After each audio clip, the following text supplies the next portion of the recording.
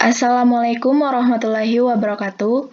Perkenalkan, nama saya Faibi Putroli'i, kelas 5E, jurusan Pendidikan Guru Sekolah Dasar, Fakultas Ilmu Pendidikan, Universitas Negeri Gorontalo. Pada kali ini kita akan membahas tentang perkembangbiakan makhluk hidup. Yang pertama ada perubahan pada tubuh manusia. Semua makhluk hidup akan mengalami perubahan pada hidupnya. Perubahan tersebut terjadi secara perlahan-lahan dan bertahap.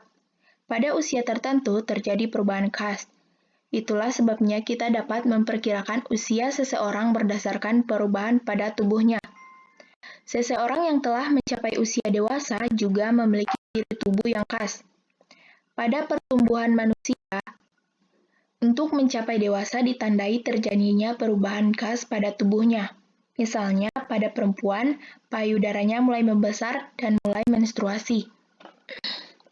Sedangkan pada laki-laki, tumbuhnya kumis dan jenggot, serta bahu dan dadahnya melebar.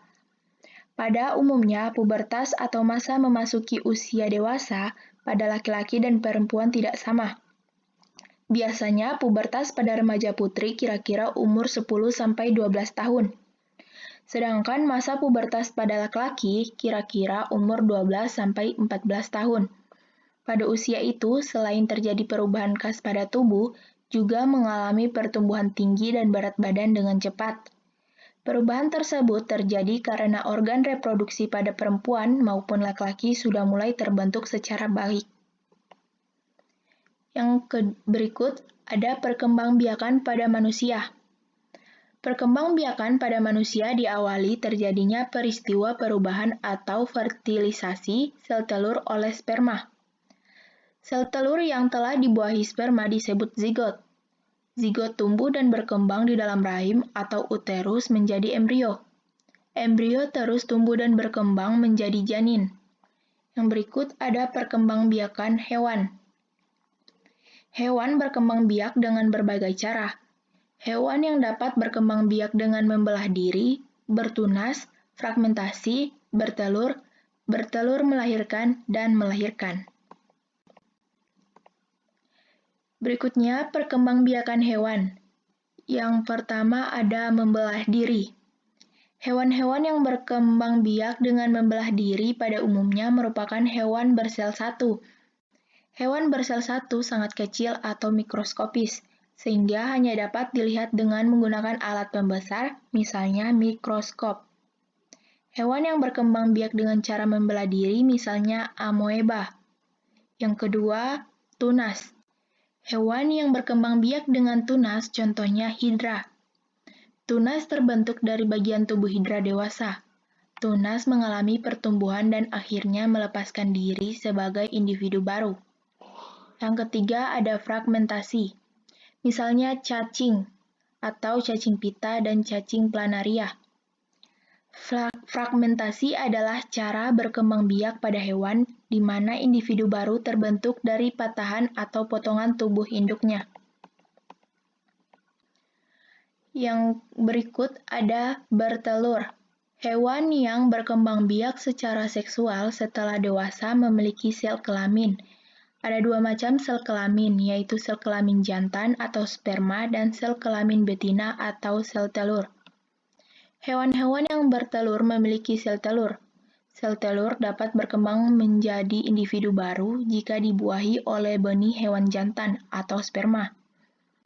Telur yang tidak dibuahi tidak dapat menetas. Sel telur yang sudah dibuahi disebut zigot.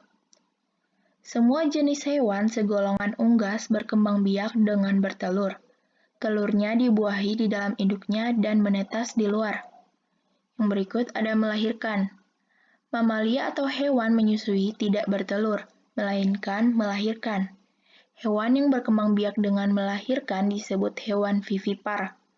Contoh hewan mamalia adalah gajah, kuda, ikan paus, kucing, dan kelinci. Yang berikut ada bertelur melahirkan. Ada beberapa hewan yang bertelur, namun setelah sel telurnya dibuahi, telurnya disimpan dalam tubuh induknya hingga menjelang hari atau menetas. Setelah cukup umur, telur tersebut dikeluarkan pada tubuh induknya. Yang berikut ada perkembangbiakan tumbuhan. Perkembangbiakan tumbuhan dapat dilakukan dengan dua cara, yaitu perkembangbiakan secara tidak kawin atau vegetatif dan perkembangbiakan secara kawin atau generatif. Yang pertama, perkembangbiakan secara tak kawin atau vegetatif. Perkembangbiakan secara vegetatif dapat terjadi secara alami dan buatan. Perkembangbiakan secara vegetatif alami ada beberapa, yaitu yang pertama, membelah diri, yang kedua spora, yang ketiga tunas, yang keempat umbi, yang kelima geragi, dan yang keenam akar tinggal. Perkembangbiakan secara vegetatif buatan terdiri dari yang pertama, mencangkok, yang kedua, setek, yang ketiga, merunduk, dan yang keempat, menempel atau okulasi. Tanaman yang dapat disambung misalnya ketela pohon, kopi, dan durian. Menempel kulit batang pada batang lain, misalnya pada ubi kayu, rambutan, dan mangga. Yang kedua ada perkembangbiakan secara kawin atau generatif. Perkembangbiakan secara kawin yaitu perkembangbiakan dengan menggunakan sel kelamin atau yang terjadi melalui proses penyerbukan dan pembuahan. Proses menempelnya serbuk sari di kepala putik dapat terjadi dengan perantara angin, air, hewan, dan manusia. Sekian presentasi pada hari ini. Saya ucapkan terima kasih. Assalamualaikum warahmatullahi wabarakatuh.